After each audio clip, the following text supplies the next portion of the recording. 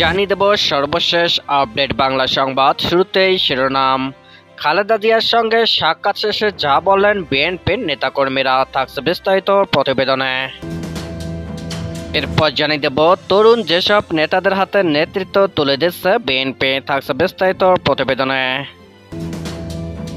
সবশেষে জানিয়ে দেব সব জিনিসের মূল্যবৃদ্ধি, মানুষ ঠিকমতো ঈদ করতে পারছে না বললেন জিএম কাদের, থাকছে বিস্তারিত প্রতিবেদনে। এতক্ষণ শিরোনাম শুনছিলেন, এবার বিস্তারিত। বিএনপির চেয়ারপারসন খালেদা জিয়ার সঙ্গে ঈদের শুভেচ্ছা বিনিময় করেছেন দলটির স্থায়ী কমিটির সদস্যরা। সোমবার 17 জুন খালেদা জিয়ার গুলশানের বাসভবন ফিরোজায় এই শুভেচ্ছা বিনিময় হয়। গুলশানের সেই বাসভবন থেকে বেরিয়ে স্থায়ী কমিটির সদস্য ডক্টর খন্দকার মোশাররফ হোসেন বলেন, আমাদের নেত্রীর সঙ্গে আজকে কোনো রাজনৈতিক আলাপ হয়নি। এ সময় তিনি জানান, তিনি খালেদা জিয়া দেশবাসীকে ঈদের শুভেচ্ছা জানিয়েছেন। দলের নেতাকর্মীদেরও শুভেচ্ছা জানিয়েছেন তিনি আরও বলেন, আমরা ঈদের শুভেচ্ছা জানানোর জন্য গিয়েছিলাম। প্রতি বছরই আমরা ঈদের শুভেচ্ছা জানাতে একত্রিত হই, কিন্তু এখানে রাজনীতি নিয়ে আলাপ করিনি। আমাদের নেত্রীও রাজনীতি আলাপ করেন না, আজকেও তাই হয়েছে। দেশের মানুষের অর্থনৈতিক অবস্থা খুব খারাপ উল্লেখ করে তিনি বলেন, আজকে যে ঈদ তা দেশবাসী আনন্দের সঙ্গে পালন করতে পারেনি। সবাই কষ্টে আছে, আমরা সবাই কষ্টে আছি। আমাদের নেত্রীও এই নিয়ে দুঃখ প্রকাশ করেছেন।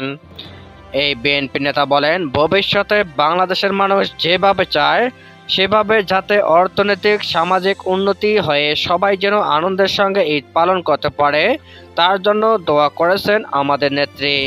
এ সময় আরও উপস্থিত ছিলেন বিএনপির স্থায়ী কমিটির সদস্য ব্যারিস্টার জমির উদ্দিন সরকার, মির্জা আব্বাস, নজরুল ইসলাম খান, গয়েশ্বরচন্দ্র রায় ও সালিমা রহমান।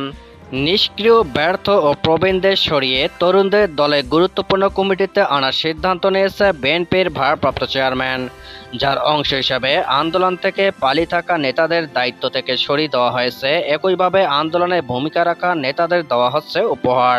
সম্প্রতি বিএনপির কেন্দ্রীয় কমিটিতে রদবদল করা হয়েছে, ৪৫ নেতার দায়িত্ব বদলেছে। ডাকসাইটে ৫ যুগ্ম মহাসচিবকে পাঠানো হয়েছে উপদেষ্টা কাউন্সিলে। আবার দীর্ঘদিন বিএনপির গুরুত্বপূর্ণ দায়িত্বে না থেকেও কয়েকজনকে দেওয়া হয়েছে পদোন্নতি। এছাড়া ভেঙে দেওয়া হয়েছে ঢাকা, চট্টগ্রাম ও বরিশাল মহানগরের মতো গুরুত্বপূর্ণ কমিটি। বিএনপির ৮২টি সাংগঠনিক কমিটির মাত্র ৭টি বাদে বাকিগুলোর মেয়াদ উত্তীর্ণ। আগামী ১ বছর এসব কমিটি করার পরিকল্পনা নেওয়া হয়েছে। বিএনপির স্থায়ী কমিটির একজন সদস্য জানান, নির্বাচন কমিশনের আইনি বাধ্যবাধকতা থাকায় ২০২৫ সালে সীমিত পরিসরে হলেও দলের কাউন্সিল করতে চায় বিএনপি। সেজন্য সারা দেশে কমিটি করে কাউন্সিলর তালিকার কাজ দ্রুত শুরু করতে চায় ১.৫ দশকের বেশি ক্ষমতার বাইরে থাকা দলটি। নাম প্রকাশ না করার শর্তে বিএনপির সদ্য বিদায়ী একজন যুগ্ম মহাসচিব বলেন, এই দলের সবাই কর্মচারী। মালিকের মনোমর্জির উপর নির্ভর করে এখানে পদ দেওয়া হয়। মালিকের কখন কার উপর রাগ ওঠে, কখন কার উপর হাতের পরে বলা মুশকিল।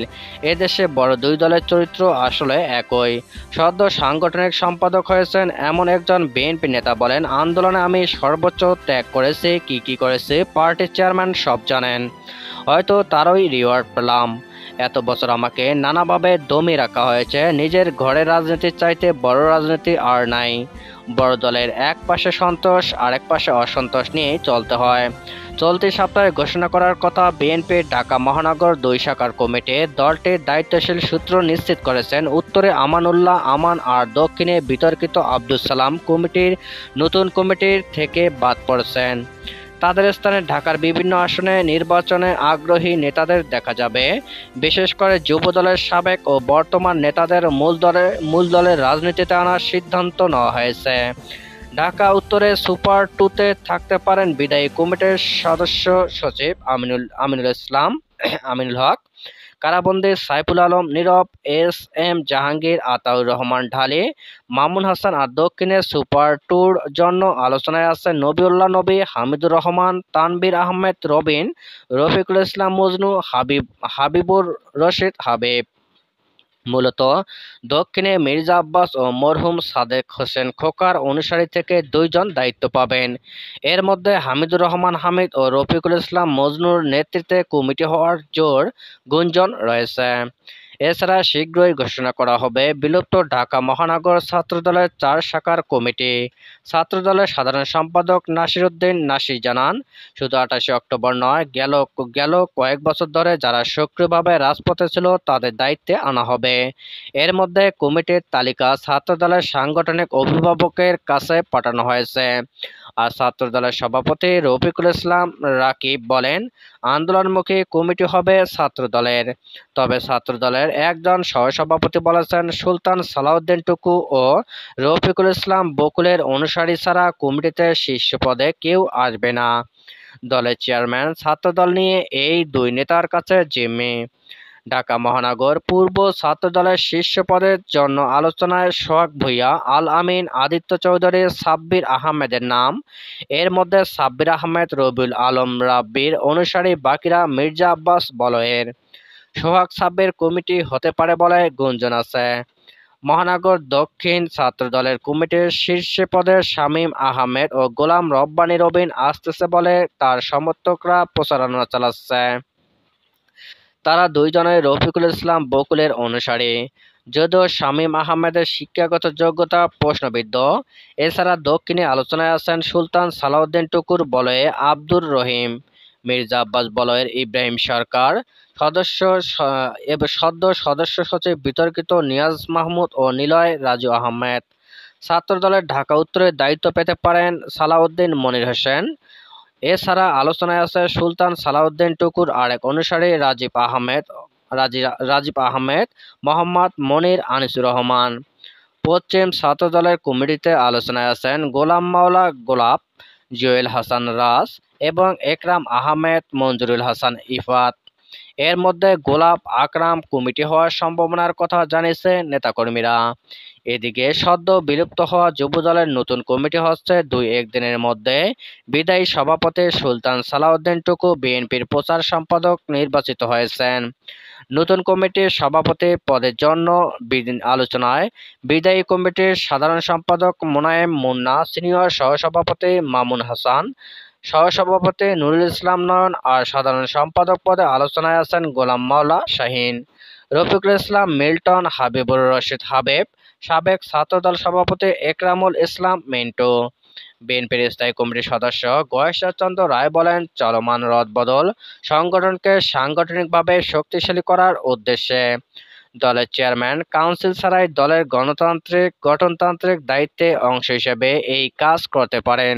আমরা কাউন্সিল করব, সেজন্য সময় ও প্রস্তুতি প্রয়োজন। দলের সব স্তরের শূন্য পদ শীঘ্রই পূরণ করা হবে। জানা গেছে, বিএনপির স্থায়ী কমিটিতে 05 পদে হাফিজউদ্দিন আহমেদ, রুহুল কবির রেজভী, শামসুজ্জামান দুদু, আব্দুল আওয়াল মিন্টু, বরকতুল্লাহ বুলুর যুক্ত হওয়ার সম্ভাবনা রয়েছে।